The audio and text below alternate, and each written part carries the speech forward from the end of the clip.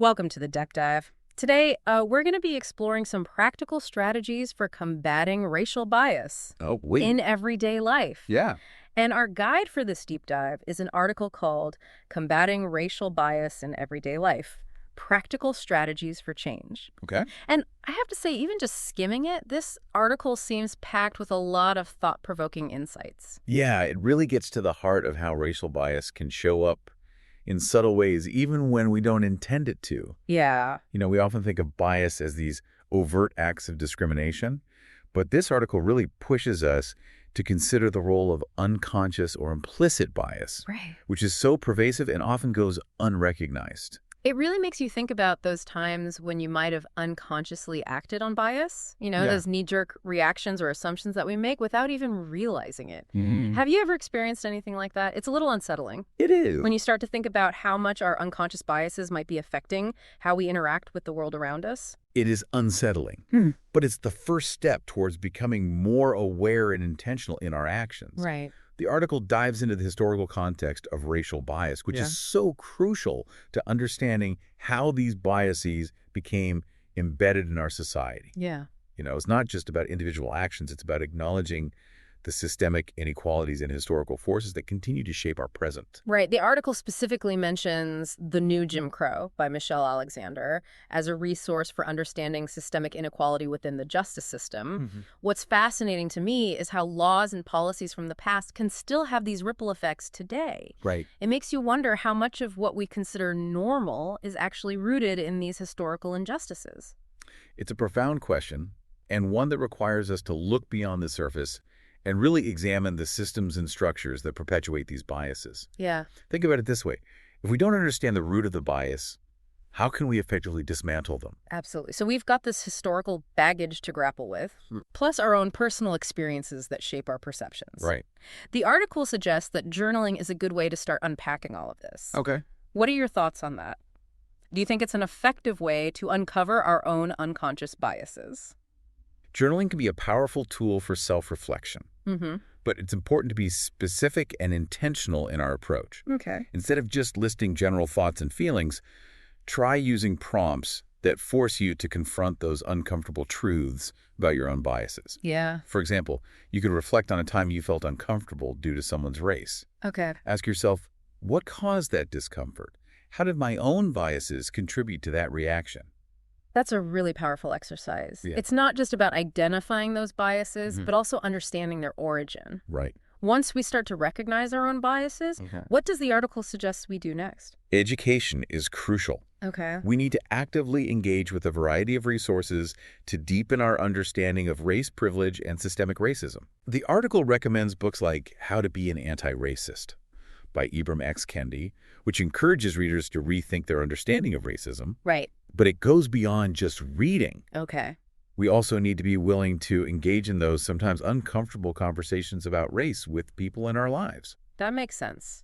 But I'm curious, how do we navigate those conversations, especially with people who might have different viewpoints? Yeah. I can see how easily those conversations could become heated or unproductive. It's definitely a challenge, but the article emphasizes the importance of active listening and empathy. Okay. Approaching these conversations with a genuine desire to understand rather than just being right can make a world of difference. It's about creating a space where people feel safe to share their perspectives and where we can learn from each other even when we disagree. So it's like building bridges instead of walls. Exactly. Learning to listen with an open mind even when it's challenging. Yeah. Okay, that makes sense. So far, we've talked about understanding the historical context of bias, working to uncover our own biases through introspection, Right. and educating ourselves further. It seems like there's an emphasis on personal growth and reflection. But I'm wondering, where does the action part come in? Yeah. At what point do we move beyond simply acknowledging these issues and start to actively combat them in our daily lives?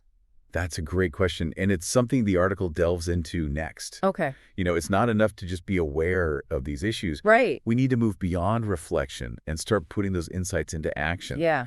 The article suggests that practicing empathy in our everyday lives is a powerful way to start dismantling bias in tangible ways. Okay. What do you think about that? It's an intriguing idea. Yeah. I think often we get stuck in our own heads, consumed by our own thoughts and experiences.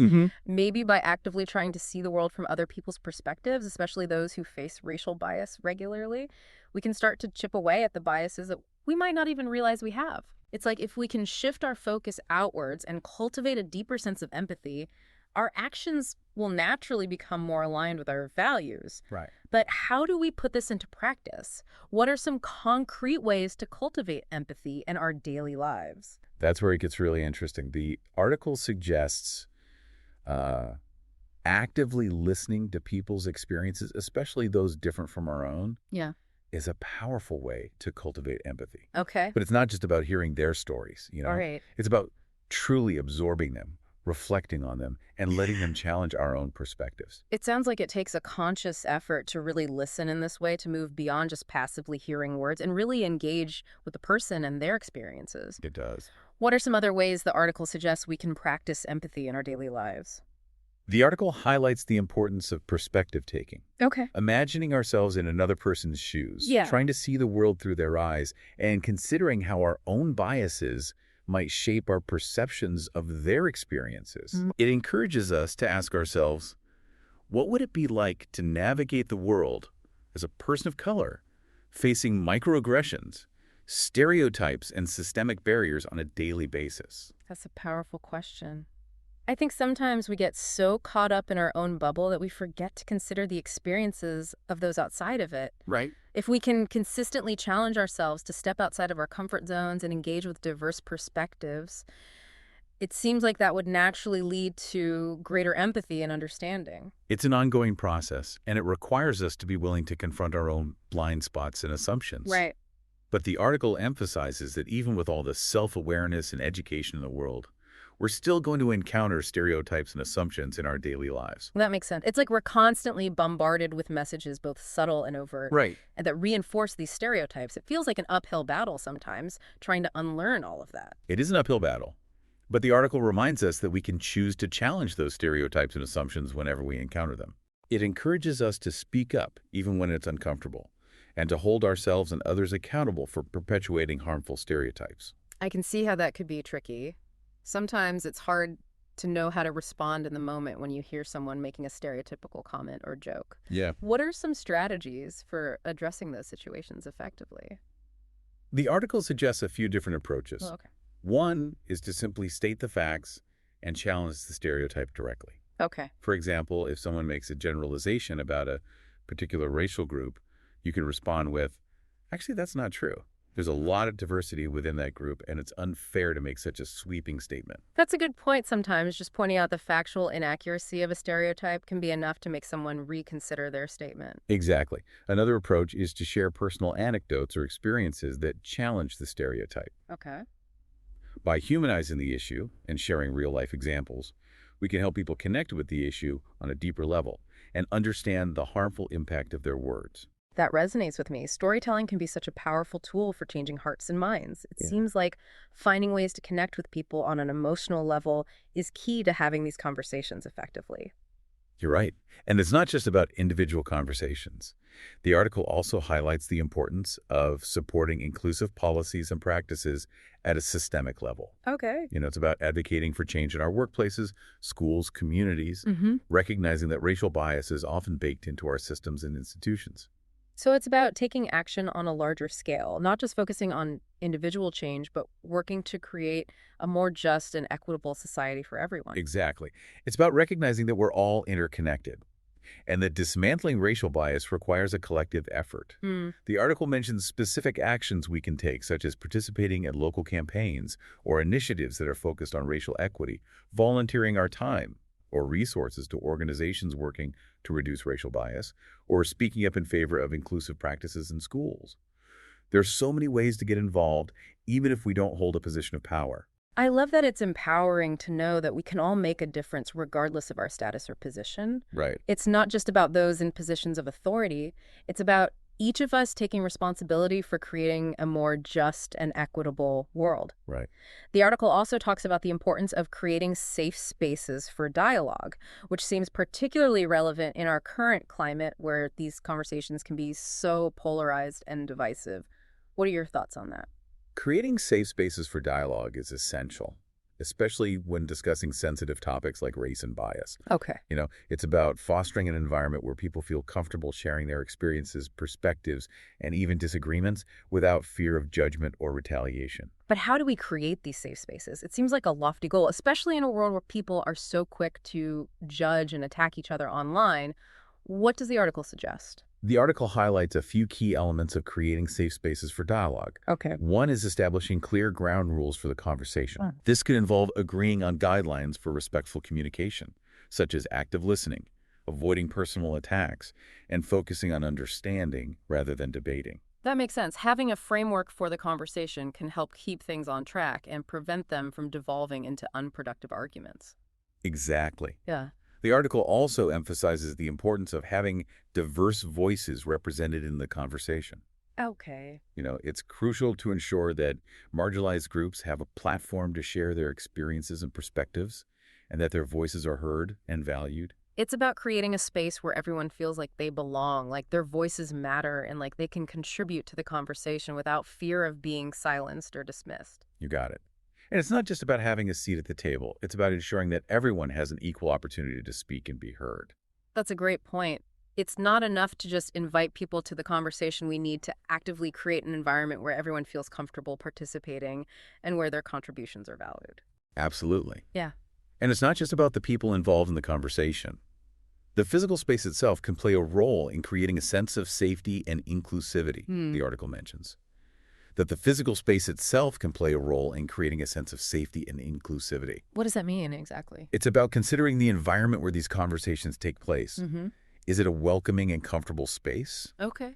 Does it feel inclusive to people from diverse backgrounds? Yeah. Something as simple as the arrangement of chairs or the presence of diverse imagery on the walls can make a difference. I see. So it's about being mindful of the subtle cues and signals that we're sending through the environment we create.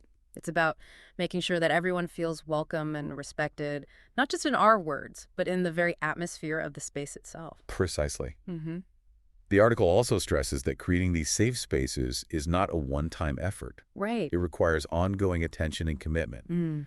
We need to constantly evaluate whether these spaces are truly inclusive and make adjustments as needed. It sounds like it's an ongoing process, much like our own individual journeys of understanding and combating racial bias. Yeah.